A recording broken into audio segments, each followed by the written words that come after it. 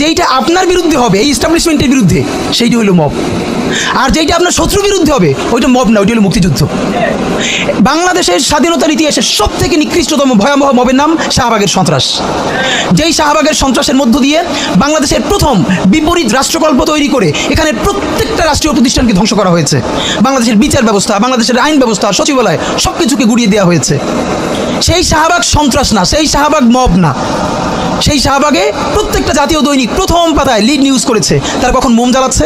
আমি নিজে দেখেছি শাহবাগে, তো দিনের পর দিন আমি দেখেছি যখন 40 থেকে 50 জন লোক মাত্র, দুপুরে লোক নাই, তখন মিডিয়াকে বলে দেওয়া হয়েছে এমন করে উপর থেকে ক্যামেরা ধরতে হবে যাতে অনেক লোক দেখা যায়। সেভাবে করে করে লোক আনা হয়েছে, প্রত্যেকটা গার্মেন্টসকে বাধ্য করে লোক আনা হয়েছে। আমার বিশ্ববিদ্যালয়ে, তখন আমি ঢাকা বিশ্ববিদ্যালয়ে পড়ি, আমার ছাত্রলীগের যারা আমার সহপাঠী ছিল, ওদের রুমে dry cake, 7 up, Coke, Sprite, biryani দিয়ে ভরা থাকতো। শাহবাগ হলো পৃথিবীর এমন একটা আন্দোলন যেখানে কাচ্চি থেকে শুরু করে সমস্ত খাবার দাবার দিয়ে আন্দোলন করা হয়।